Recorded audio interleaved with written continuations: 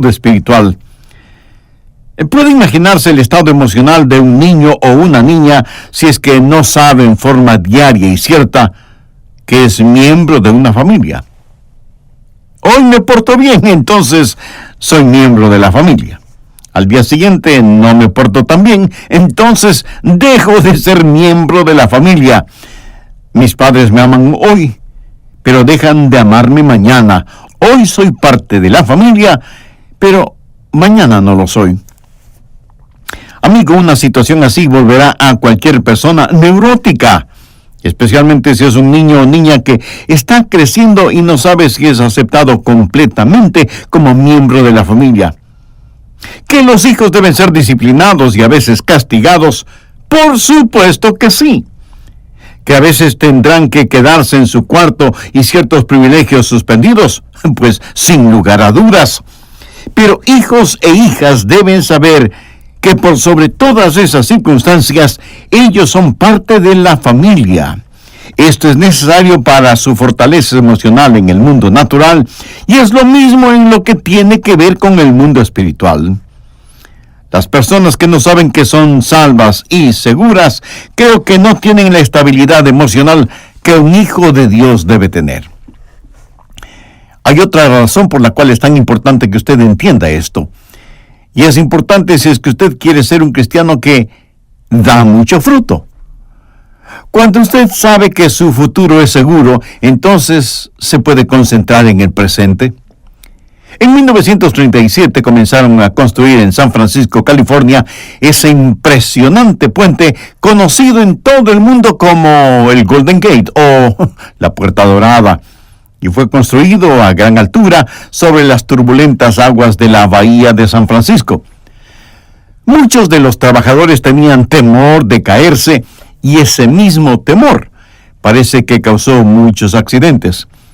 Y aunque el presupuesto para el puente fue de $77 millones en ese entonces, nadie pensó en poner una red de seguridad. Y durante la construcción de la primera sección, 23 trabajadores cayeron al agua desde gran altura y murieron.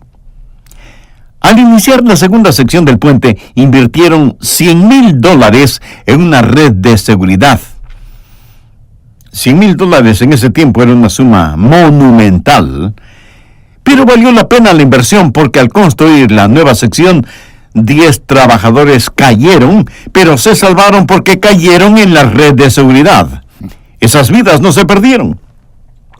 Pero además, los constructores descubrieron algo muy importante. Con la red de seguridad instalada, el trabajo se aceleró en un 25%.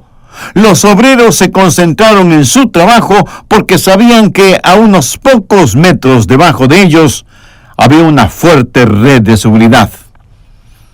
Aunque en un diferente nivel, sabía que lo mismo sucede con los hijos de Dios.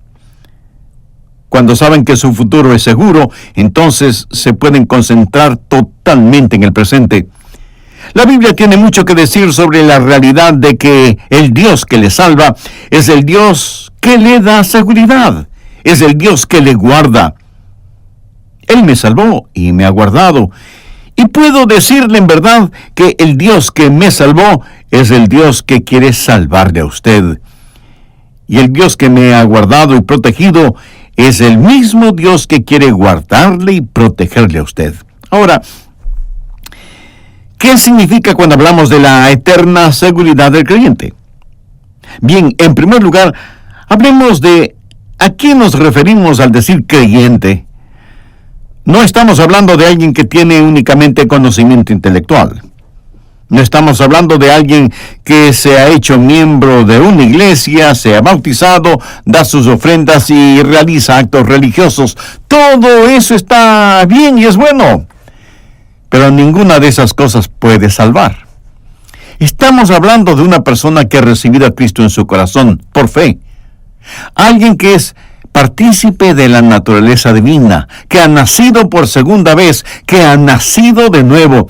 Esa persona nunca jamás será un alma perdida. Y usted dirá, pastor, eso me causa un problema. Conozco a personas que alguna vez fueron salvas, pero ahora ya no lo son. Amigo, tenga cuidado cuando dice eso, porque usted pudo haber creído que esas personas eran salvas, pero en realidad nunca lo fueron. Por favor, busque en Mateo el capítulo 7, los versos 22 y 23. Jesús está hablando del juicio y dice: muchos me dirán en aquel día: Señor, Señor, ¿no profetizamos en tu nombre, y en tu nombre echamos fuera demonios, y en tu nombre hicimos muchos milagros? Y entonces les declararé: nunca os conocí. Apartaos de mí, hacedores de maldad. Ahora, note que Jesús no dijo: una vez les conocí.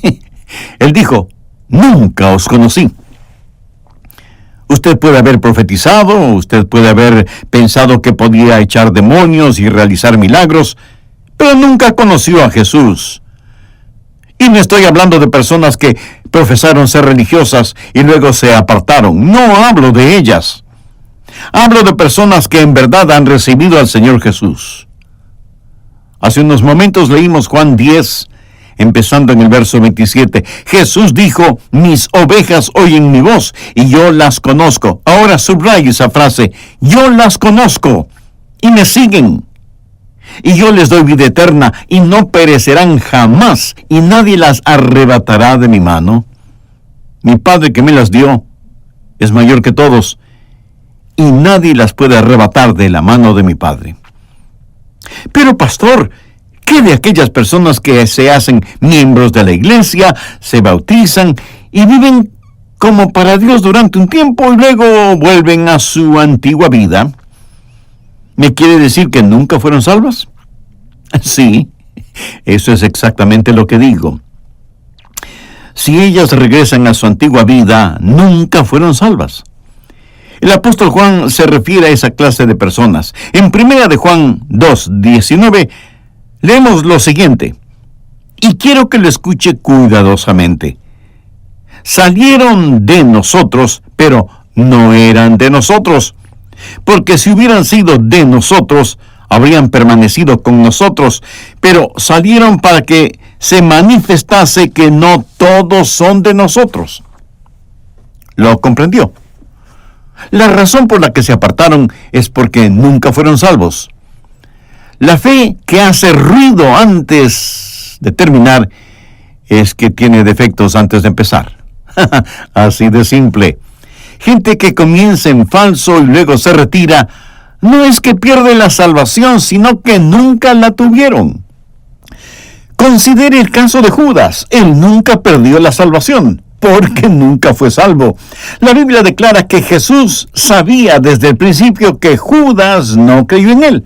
Así que cuando hablamos de la seguridad eterna, no estamos hablando de seguridad eterna para la gente que nunca ha sido salva. Estamos hablando de la seguridad eterna para quienes tienen una relación vital y personal con Dios por medio del Señor Jesucristo. Ahora le daré algunas razones de por qué y cómo usted puede saber que tiene seguridad eterna. Anote las siguientes 8 razones. Primero, la promesa. Dios le ha prometido seguridad eterna. Por favor, busque Romanos capítulo 8, los versos 38 y 39. Pablo dice: por lo cual estoy seguro que ni la muerte, ni la vida, ni ángeles, ni principados, ni potestades, ni lo presente, ni lo porvenir, ni lo alto, ni lo profundo, ni ninguna otra cosa creada nos podrá separar del amor de Dios que es en Cristo Jesús, Señor nuestro. Ahora, si usted puede pensar en alguna otra cosa que el apóstol no menciona en esa declaración y que puede separarle de Dios, usted tiene más sabiduría teológica que la que tuvo Pablo. Mi amigo, Pablo nos da esta lista de 10 oponentes que no pueden separarle ni a usted ni a mí del amor de Dios. Incluso dice que ni la muerte puede hacerlo, porque, aunque muera, está en el amor de Dios. La vida no puede hacerlo, porque mientras vive, está en el amor de Dios. Los ángeles no pueden hacerlo.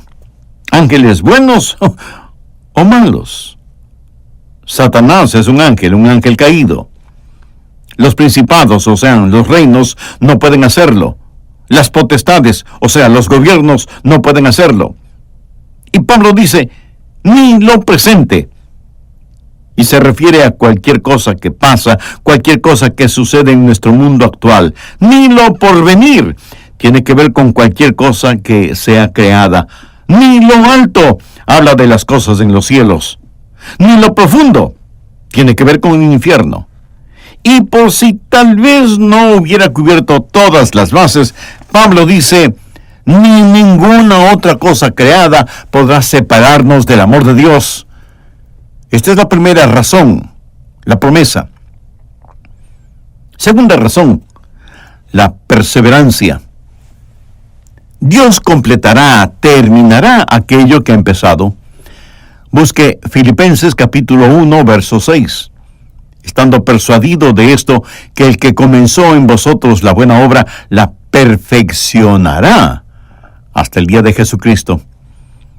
Ahora, cuando se salvó, ¿quién comenzó en usted la buena obra? ¿Usted mismo o Dios? Fue Dios. ¿Por qué amamos a Dios? Porque Él nos amó primero. Él comenzó en nosotros la buena obra. Él fue quien nos llamó. El Espíritu Santo de Dios es el agente del nuevo nacimiento. De paso, déjeme decirle quién es el Espíritu Santo. En primer lugar, Él es quien nos convence de nuestro pecado. Es quien nos muestra que somos pecadores y necesitamos salvación. Pero no solo que nos convence, sino que en segundo lugar nos convierte. Él es quien nos abrió los ojos y nos ayudó a entender el Evangelio. Él es quien puso la fe en nuestro corazón y nos ayudó para que recibamos a Jesucristo. Él es quien convence y convierte. Y en tercer lugar, Él es quien completa. El que comenzó en vosotros la buena obra, la perfeccionará hasta el día de Jesucristo. Escuché la siguiente historia. Dos muchachitos escolares conversan y Guillermo le dice a Jaime, mi papá tiene una lista con los nombres de 10 hombres a los cuales puede ganar despeleando. Y el nombre de tu papá está en esa lista. Jaime, un poco triste, fue a casa y le dijo a su papá, papi, debo decirte algo. Guillermo me dijo que su papá tiene una lista con los nombres de los hombres a los cuales él puede ganar en una pelea, y que tu nombre está en esa lista. Así que el papá de Jaime fue a la casa de Guillermo, y cuando el papá de Guillermo salió, el papá de Jaime, arremangándose su camisa y mostrando sus musculosos brazos, le dijo, tengo entendido que tiene una lista con los nombres de los hombres a los cuales puede ganar peleando, y que mi nombre está en esa lista. ¿Es eso cierto? Bueno, sí, es cierto. Pues aquí estoy para demostrarle lo contrario. ¿Qué va a hacer al respecto? Y el papá de Guillermo, sacando la lista del bolsillo de su camisa, dijo, pues no hay ningún problema. Voy a borrar su nombre de la lista. Me alegro que Dios nunca tiene que borrar el nombre de nadie de su lista. Me alegro que Dios nunca ha comenzado algo que no pueda terminar. Me alegro que ningún trabajo es demasiado grande o demasiado pequeño para Él. Pablo dijo, estoy persuadido de esto, que el que comenzó en vosotros la buena obra, la perfeccionará. Verá, si algún hijo de Dios, alguno de sus elegidos fuera a perecer, eso significaría que Dios, el Padre, ha sido derrotado en sus propósitos. Significaría que Dios, el Hijo, estaría desilusionado porque su sangre no tuvo eficacia salvadora. Significaría que el Espíritu Santo estaría desanimado por no haber podido completar aquello que empezó. Perseverancia. Pero no la perseverancia de los santos. No son los santos los que perseveran. Es el Dios de la gloria quien es capaz de terminar aquello que empezó. Tercera razón, la predestinación. Por favor, busque el capítulo 8 de Romanos y empecemos a leer desde el verso 29. Y se refiere a Dios al decir, porque a los que antes conoció también los predestinó, para que fuesen hechos conforme a la imagen de su Hijo, para que Él, o sea, para que el Hijo de Dios, Jesús, sea el primogénito entre muchos hermanos. Y a los que predestinó, a estos también llamó. Y a los que llamó, a estos también justificó. Y a los que justificó, a estos también glorificó. La Biblia dice que Dios conoció a algunos y a estos Dios predestinó. ¿Sabe usted lo que la predestinación significa? Significa que su destino ya está predeterminado. Dios ha predeterminado su destino. Usted no puede estar más seguro que cuando es predestinado. Si está predestinado para estar en el cielo, le aseguro que usted estará en el cielo. Si no llega al cielo, es que nunca estuvo predestinado para estar en ese lugar. Dios dice que usted está predestinado a ser como el Señor Jesucristo. Usted no puede estar en el infierno y ser como el Señor Jesucristo. Lo comprende, ¿verdad? Y en estos versículos, Dios le da una cadena de 5 dorados eslabones: conocimiento, predestinación, llamamiento, justificación y glorificación. Si usted es un hijo de Dios, Él ya lo ve glorificado, ya lo ve en el cielo. Y no dice que entonces lo glorificará. Mire el verso 30. A estos también glorificó. Ahora dígame, ¿cómo puede detener eso? ¿Quién puede estorbar eso? ¿Cómo podría yo perder mi salvación si ya estoy predestinado a ser como Jesús? Amigo, lo que fue determinado en la eternidad no puede ser deshecho en el tiempo. Y lo que ha sido decretado en el cielo de ninguna manera puede ser anulado en el infierno. Escuche lo que dice Romanos 11:29, porque irrevocables son los dones y el llamamiento de Dios. ¿Qué quiere decir esto? Quiere decir que Dios nunca cambia de nombre. Dios nunca cambia de manera de pensar. Los dones y el llamamiento de Dios son irrevocables. Dios conoce y Dios llama.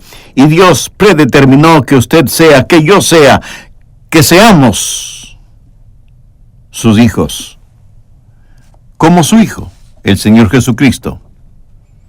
Cuarta razón, la perfección.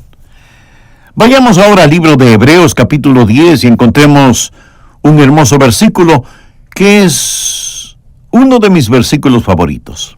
Hebreos 10:14. Porque con una sola ofrenda hizo perfectos para siempre a los santificados. Con una sola ofrenda, Jesús ha perfeccionado para siempre a aquellos que son santificados. Pero, ¿cuál es esa sola ofrenda? Su sangre preciosa que fue derramada en la cruz del Calvario. Esa sola bendita y única ofrenda le hace a usted perfecto para siempre, porque por una sola ofrenda hizo perfectos. ¿Por cuánto tiempo?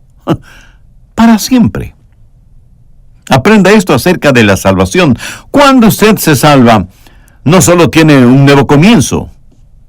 Dios no le dice, bueno, yo ya hice el primer pago, ahora tú tienes que seguir pagando las mensualidades. Tristemente, eso es lo que mucha gente cree que es la salvación. Creen que Dios simplemente les dice, bien, vamos a empezar de nuevo, voy a olvidar todo tu pasado y hacer que empieces nuevamente. El primer pago en este contrato lo cubro yo, pero es tu responsabilidad el cumplir con los pagos mensuales. Si mantienes tus pagos al día, entonces tal vez puedas llegar al cielo. No, mi amigo, no es así. Él lo pagó todo por completo. Porque por una sola ofrenda hizo perfectos para siempre a los santificados. Es decir, he sido hecho perfecto para siempre a los ojos de Dios. no solo tuve un nuevo comienzo, sino que tengo una nueva naturaleza. La Escritura es clara cuando manifiesta, porque por una sola ofrenda hizo perfectos para siempre a los santificados. Se da cuenta de que para que usted pueda ser salvo 2 veces, Jesús tendría que morir 2 veces. Quiero decir, cuando usted se salvó, usted recibió, por así decirlo, un pasaporte marcado con las palabras, bueno para una sola salvación. Usted está perfeccionado para siempre. Jesús nunca jamás regresará a la cruz. Nunca jamás morirá otra vez, porque por una sola ofrenda hizo perfectos para siempre a los santificados. Veamos otros versículos que hablan acerca de la perfección. Romanos 4, comenzando con el verso 5. Mas al que no obra, sino cree en aquel que justifica al impío, su fe le es contada por justicia. Usted no se salva por hacer buenas obras. Los que creen que pueden perder la salvación piensan que la pierden porque no hicieron suficientes buenas obras. Mas al que no obra, sino cree en aquel que justifica al impío, su fe le es contada por justicia. Como también David habla de la bienaventuranza del hombre a quien Dios atribuye justicia sin obras. ¿No es eso maravilloso? ¿Sabe lo que la palabra atribuir significa? Quiere decir poner en su cuenta. Dios atribuye, o sea, pone justicia en su cuenta sin necesidad de obras. Absolutamente nada de lo que usted haga de buenas obras podrá jamás salvarle. Pero Pablo sigue escribiendo y dice, bienaventurados aquellos cuyas iniquidades son perdonadas y cuyos pecados son cubiertos. Es decir, no solo que Dios perdona nuestros pecados, sino que nunca jamás los sacará a la superficie. Están enterrados en la tumba de donde Dios no los sacará. Lo que nosotros confesamos en arrepentimiento, Dios lo perdonará eternamente. Mire lo que dice Romanos 4:8. Bienaventurado el varón a quien el Señor no inculpa de pecado. Amén, gloria a Dios. Ciertamente bienaventurado es el hombre a quien Dios no le culpa de pecado. Bienaventurado es el hombre que es perdonado. Bienaventurado es el hombre cuyo pecado está enterrado. Gloria a Dios. Quinta razón, la posesión. Usted ya está posicionado en el Señor Jesucristo. Vayamos a 2 de Corintios 5:17. Y déjeme decirle que en verdad amo este versículo. De modo que si alguno está en Cristo, nueva criatura es. Las cosas viejas pasaron, y aquí todas son hechas nuevas. Ahí está la antigua creación, o sea, Adán y su descendencia. Aquí está la nueva creación, o sea, Jesús y su descendencia. Todos los seres humanos estamos o en Adán, la antigua creación, o en Cristo, la nueva creación. Si alguno está en Cristo, nueva criatura es, una nueva creación. Yo estoy en el Señor Jesucristo. Lo que tiene que ver con Jesús, también tiene que ver conmigo. Yo perderé mi relación con el Padre cuando Jesús pierda su relación con su Padre, porque yo estoy en Cristo. Y lo que es cierto acerca de Cristo, es cierto acerca de mí, porque estoy en Cristo. No que yo sea Cristo, sino que estoy en Cristo. Soy parte de su cuerpo. Y si alguien me dice, ¿qué pasa si se suelta de su mano? Amigo, eso no puede suceder, porque yo soy uno de sus dedos. Estoy en el Señor Jesucristo. En la Biblia esto está ilustrado en el arca de Noé. Pedro nos dice que el arca es un cuadro de la salvación, es un simbolismo del Señor Jesucristo. Es más que solo la historia de un gran barco. ¿Se acuerda cómo Noé y su familia se salvaron? Dios le dijo a Noé, Noé, voy a destruir el mundo con un diluvio, pero no quiero que tú y tu familia perezcan. Así que esto es lo que deberás hacer. Pon 8 soportes en la parte exterior del arca. Deben ser muy fuertes y estar firmemente asegurados. Cuando comience a llover, cada uno de ustedes debe sostenerse en cada uno de esos soportes, y si pueden aguantar hasta que las aguas bajen, entonces se salvarán. Es así como sucedió. Espero que nadie diga que sí. Pero esa es la manera en que muchos piensan acerca de la salvación. Creen que Jesús es como el arca, pero ellos, en vez de estar dentro del arca, están fuera del arca, sosteniéndose con muchas dificultades para ver si se salvan. ¿Qué sucedió? Escuche, Dios los trajo al arca, si alguno está en Cristo. Dios los puso en el arca. Génesis 7:1 dice: dijo luego Jehová a Noé: entra tú y toda tu familia en el arca. Ahora, cuando Dios dijo entra, significa que Él ya estaba dentro. Si yo estoy en un cuarto y le digo a alguien que entre, es porque yo ya estoy adentro. Y si digo a una persona que salga, esa persona irá a un lugar en donde yo no estoy. Dios dijo: entra en el arca. Dios estaba en el arca. Y ahora Noé y su familia también estaban en el arca. Y la Biblia dice que Dios cerró la puerta. ¿Por qué Dios cerró la puerta? Pues para mantener a las aguas fuera del arca. Ya Noé dentro del arca. Dios cerró la puerta. Pablo en Efesios 1:13 dice: habiendo creído en Él, fuisteis sellados con el Espíritu Santo de la promesa. Fue Dios quien cerró el arca, estando Él mismo adentro.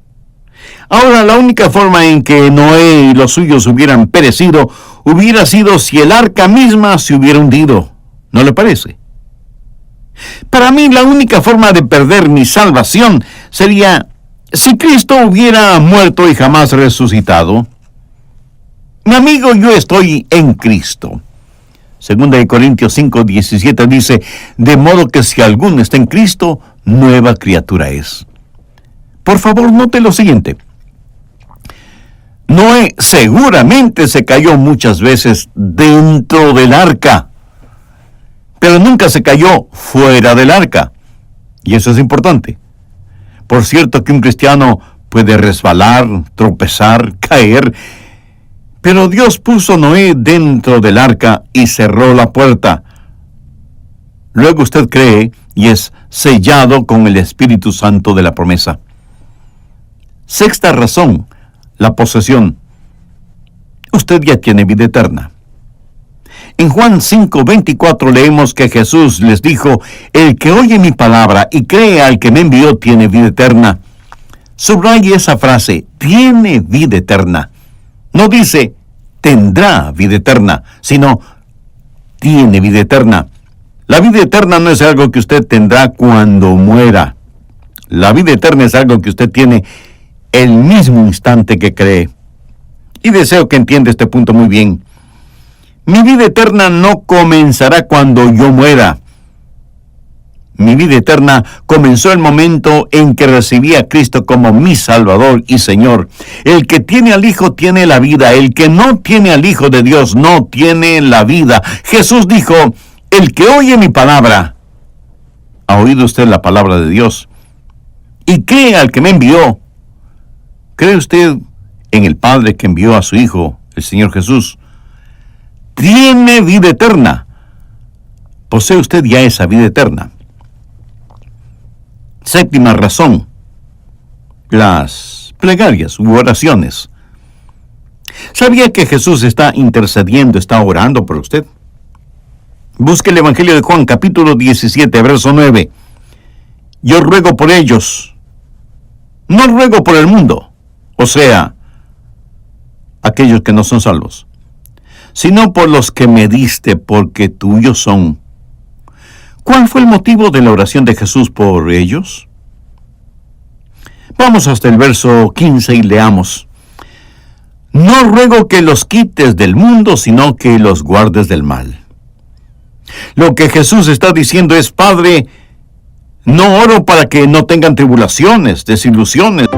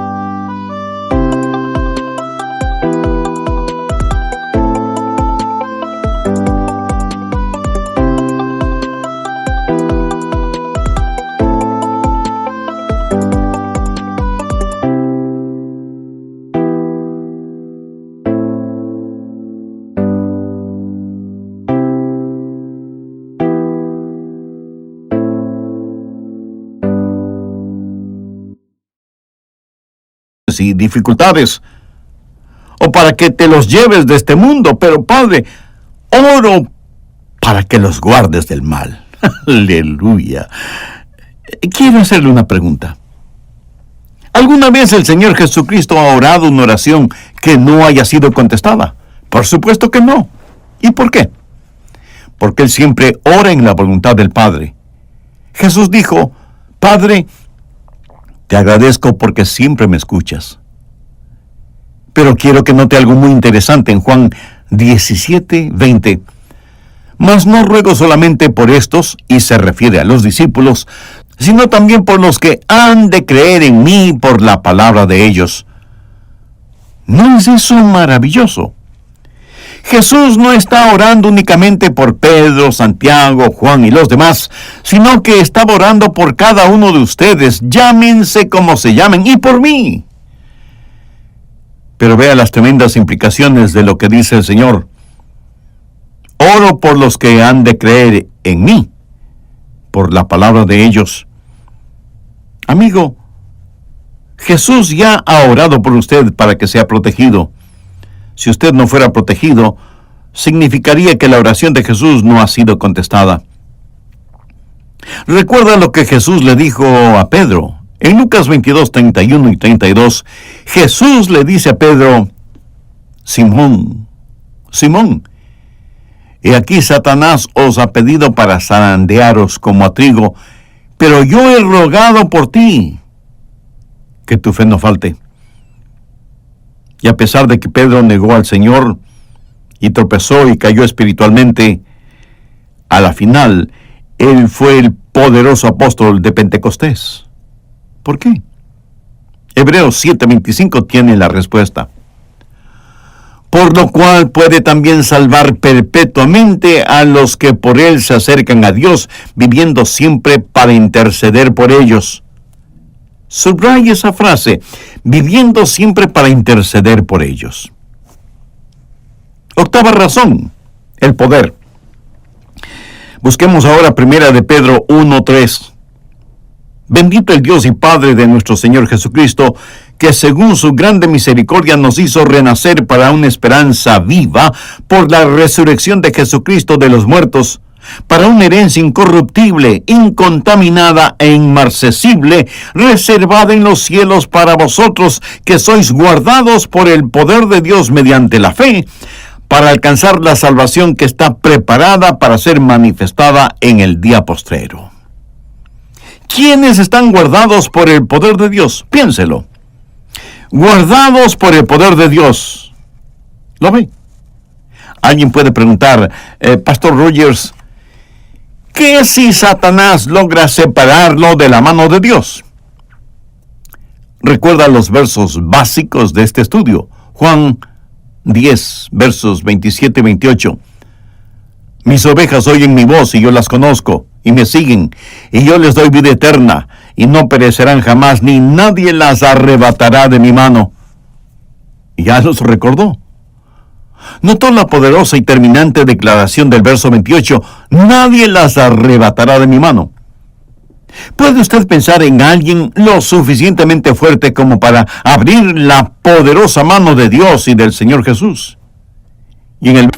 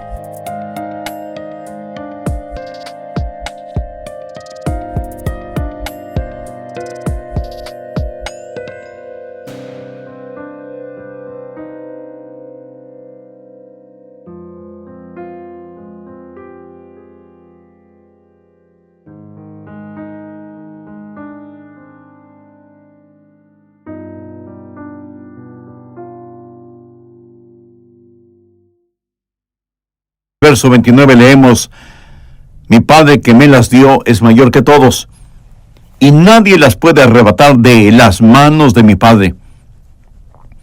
Recuerda lo que Jesús le dijo a Pedro: Satanás desea zarandearte como a trigo, pero yo he rogado por ti. Ahora, si Jesús no puede protegerle, y si Satanás tiene el poder para arrebatarle de las manos del Padre, ¿por qué no lo hace? Amigo, quiero decirle un secreto. La única razón por la cual Satanás no le arrebata de la mano del Padre es porque no puede hacerlo. Si usted piensa que Satanás puede arrebatarle de las manos del Padre y no lo ha hecho, puede llegar a la conclusión de que Satanás es bueno con usted y que por lo tanto usted va a llegar al cielo gracias a la bondad del diablo. Hay doctrinas estrambóticas, pero algo así sería totalmente extraño. Y usted dice: bueno, a lo mejor Satanás en realidad no puede hacerlo, pero uno mismo sí podría hacerlo. Amigo, ¿qué es lo que dice la Biblia? Y no perecerán jamás. Literalmente significa que jamás un hijo de Dios se destruirá a sí mismo.